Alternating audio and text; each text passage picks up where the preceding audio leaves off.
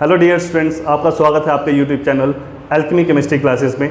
तो आज का हमारा जो टॉपिक है वो है properties of matter and there measurement. तो जब प्रॉपर्टी ऑफ मैटर की हम लोग बात करते हैं तो हम कहते हैं प्रॉपर्टीज़ और ऑफ टू टाइप्स।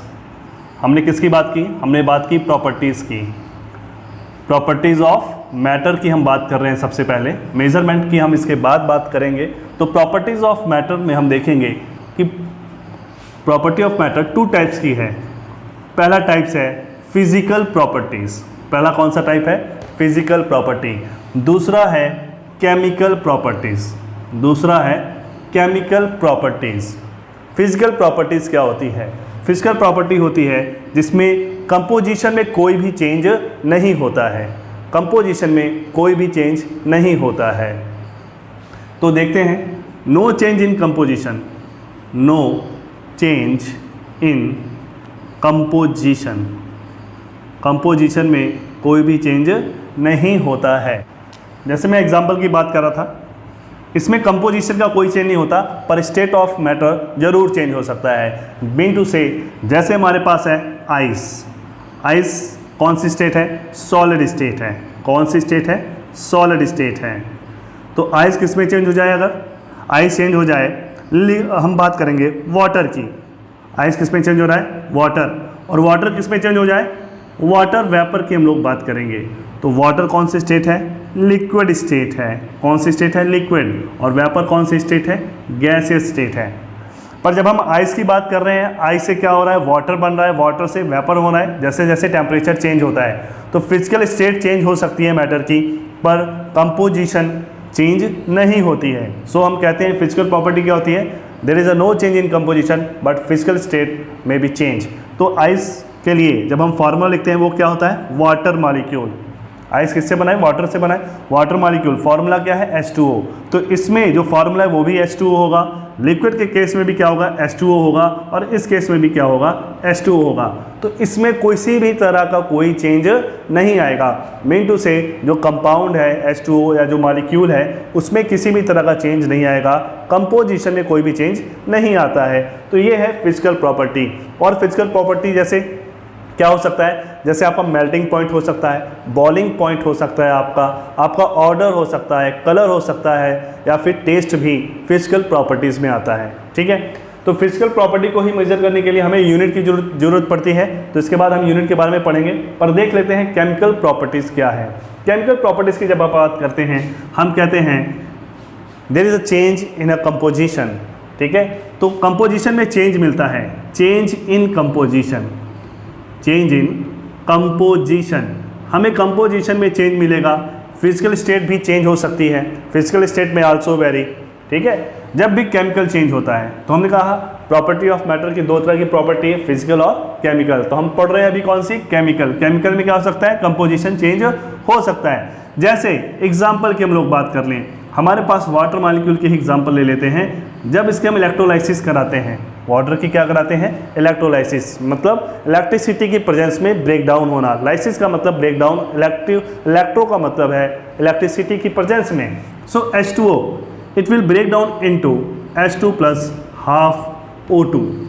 तो इस तरह से हम देख सकते हैं वाटर जब इलेक्ट्रोलाइसिस के अंडर जाता है तो हाइड्रोजन और ऑक्सीजन में ब्रेक डाउन हो रहा है। तो कंपोजिशन क्या हो जाती है? चेंज हो जाती है केमिकल प्रॉपर्टीज़ में।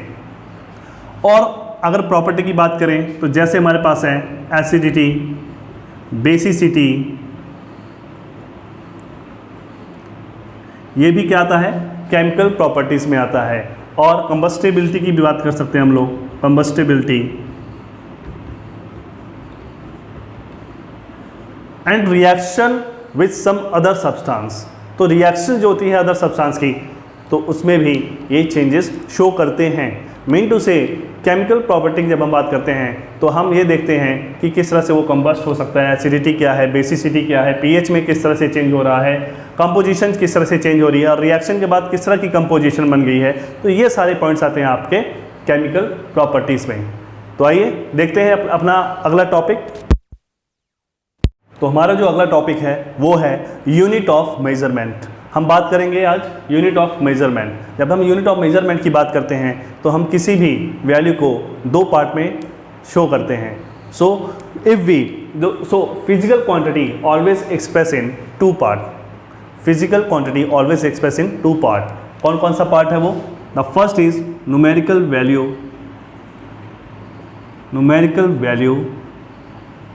and second is unit.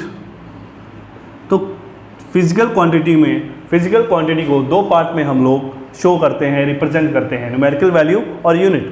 For example, जब हम एग्जांपल की बात करेंगे से 20 किलोमीटर, तो यहाँ पे आप देख सकते हो 20 क्या है?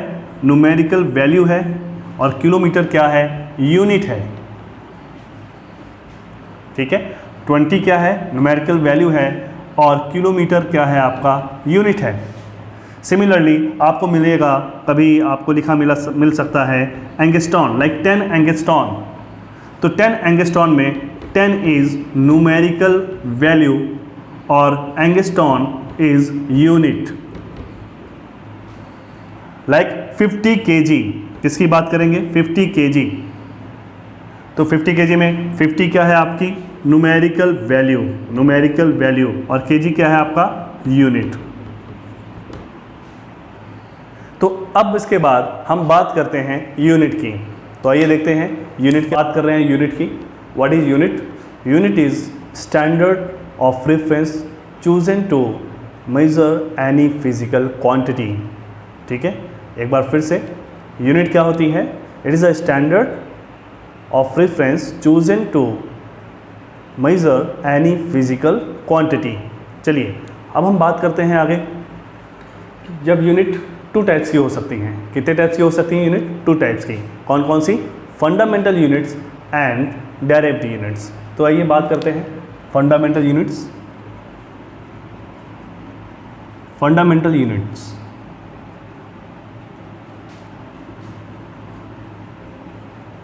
तो पहले टाइप की यूनिट है हमारे पास फंडामेंटल यूनिट्स. जब हम फंडामेंटल यूनिट की बात करते हैं बच्चों, तो हम कहते हैं it is a independent unit. किस तरह की यूनिट है? इंडिपेंडेंट.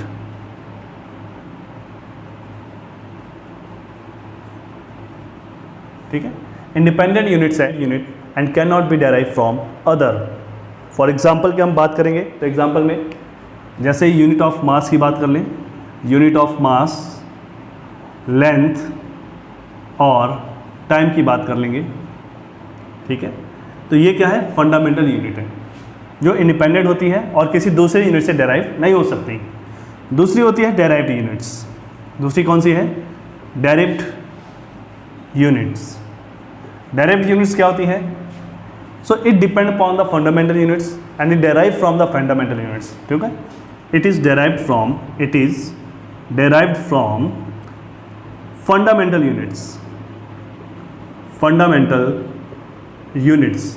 फॉर एग्जाम्पल की बात करेंगे, डेंसिटी. एग्जाम्पल में हमने क्या लिया? डेंसिटी. डेंसिटी क्या होता है? मास पर यूनिट वॉल्यूम. क्या होता है? मास पर यूनिट वॉल्यूम.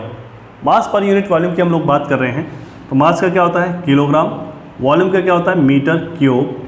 तो क्या लिख सकते हैं? Kilogram metre inverse cube. तो ये क्या है? डेंसिटी. तो डेंसिटी क्या है? डेराइव्ड यूनिट्स है. तो हमने बताया यूनिट्स क्या होती हैं? Standard of reference chosen to measure any physical quantity. और ये 2 टाइप्स की हैं, फंडामेंटल और डेरिवेटिव यूनिट्स. फंडामेंटल क्या होती हैं? इंडिपेंडेंट यूनिट्स हैं, can not be measure from the other. And derivative units क्या है? That is depend upon the fundamental and it is derive from the fundamental units. ठीक है, और किससे डेराइव होती हैं? फंडामेंटल यूनिट से डेराइव होती हैं. जैसे एग्जाम्पल में हमने डेंसिटी की बात की. अब बात करेंगे सिस्टम ऑफ यूनिट की. सिस्टम ऑफ यूनिट मैं आपको यहाँ 4 टाइप की बताऊँगा. हमारे पास यहाँ पे कौन कौन से देखो, MKS सिस्टम, CGS, FPS और SI. MKS में बात करेंगे तो ये क्या है? M किसको डिनोट करता है, K किसको करता है, S किसको करता है, इस बात को समझेंगे. हमारे पास यहाँ जब M है, M मीटर को डिनोट करेगा. M that means metre, kilogram और सेकंड. जब CGS की बात करते हैं तो C that means the centimetre, gram and second. FPS की बात करते हैं फुट, पाउंड, सेकेंड. ठीक है, तो इस तरह से आप स्क्रीन पे देख सकते हैं. जब हम MKS की बात करते हैं तो मीटर किलोग्राम सेकंड की बात हमने की। हम CGS की बात करेंगे तो सेंटीमीटर ग्राम सेकंड की बात करेंगे। FPS की बात करेंगे तो फुट पाउंड सेकंड की। SI की बात करेंगे तो इसमें 7 बेस यूनिट होती है। क्या होती है? 7 बेस यूनिट होती है इसमें। वो कौन कौन सी होती है वो है आपके स्क्रीन के सामने। 7 बेसिक यूनिट्स में आप देख सकते हैं हमारे पास इस टेबल में आप देख सकते हैं कि फिजिकल क्वांटिटी सबसे पहले कौन सी है? लेंथ। सिंबल क्या है? Small l। Name of unit क्या है? मीटर। और सिंबल फॉर यूनिट क्या है? m, small m। ठीक है, इसी क्रम में आप देखेंगे दूसरा जो हमारी फिजिकल क्वांटिटी है वो है मास, जिसकी यूनिट होती है SI यूनिट की मैं बात कर रहा हूँ। SI यूनिट में किलोग्राम। टाइम के लिए सेकेंड। इलेक्ट्रिक करंट की बात करेंगे दैट इज़ एम्पियर। बच्चों, फिजिकल क्वांटिटी और नेम ऑफ यूनिट के साथ साथ आपको सिंबल भी याद होने चाहिए, इस बात का ध्यान रखिएगा। उसके बाद बात करते हैं थर्मोडायनेमिक टेम्परेचर। थर्मोडायनेमिक टेम्परेचर का क्या होता है? केल्विन। अमाउंट ऑफ सब्सटेंस के लिए क्या है? स्मॉल n से रिप्रेजेंट किया गया है मोल, MOL सिंबल है इसका। ल्यूमिनस इंटेंसिटी की बात करेंगे तो I सबस्क्रिप्ट V लिखा हुआ है ल्यूमिनस इंटेंसिटी, और इसकी यूनिट होगी कैंडेला। तो इस तरह से ये है हमारी 7 बेस यूनिट। ठीक है, तो इसके स्क्रीन पे है prefixes use in SI unit. आप प्रीफिक्सेस वाला आप टेबल यहाँ पे देख सकते हैं। इसमें क्या बताया हुआ है? देखो, प्रीफिक्स क्या है? डेसी। सिंबल क्या है? D। और मल्टीपल क्या है? 10⁻⁻1। और दूसरी तरफ आप देख सकते हो प्रीफिक्स क्या है? सिंबल, मल्टीपल, डेका, DA और 10। ठीक है, तो आप इसको अच्छे से याद करना है। डेसी, सेंटी, मिली, माइक्रो, नैनो, पीको, फेम्टो, एटो, क्योंकि ये प्रीफिक्स है। ये क्या है? प्रीफिक्स है। अच्छा, सफिक्स किस तरह से लग सकते हैं? जैसे लगा डेसीमीटर, सेंटीमीटर, मिलीमीटर, है ना। तो ये चीज़ आपको पता होनी चाहिए इसके बारे में। ठीक है बच्चों, तो इस तरह से डेकामीटर हो सकता है, हेक्टोमीटर हो सकता है, किलोमीटर हो सकता है। ठीक है, तो इन चीज़ों को आपने ध्यान देना है कि इनके साथ मल्टीपल क्या होते हैं। ठीक है, तो आइए देखते हैं।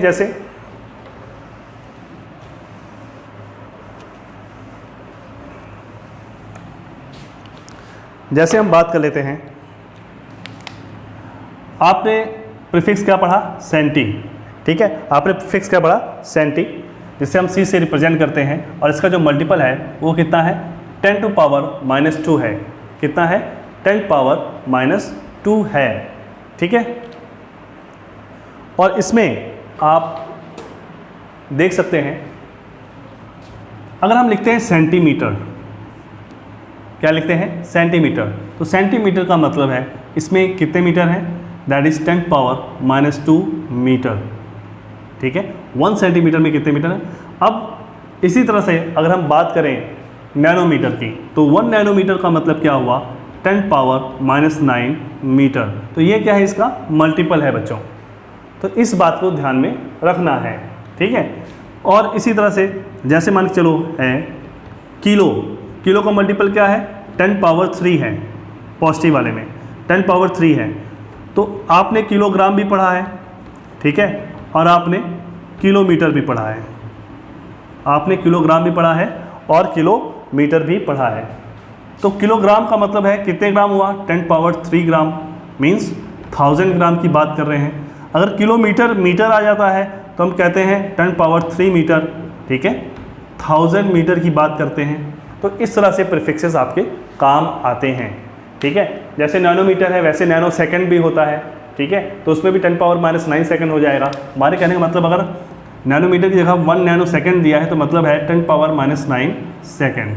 तो इस तरह से आप इसको देख सकते हैं। ठीक है, ओके, थैंक यू। आज के लिए इतना ही। नेक्स्ट वीडियो में हम आगे बढ़ेंगे एटम और मॉलिक्यूल्स की तरफ। Thank you very much.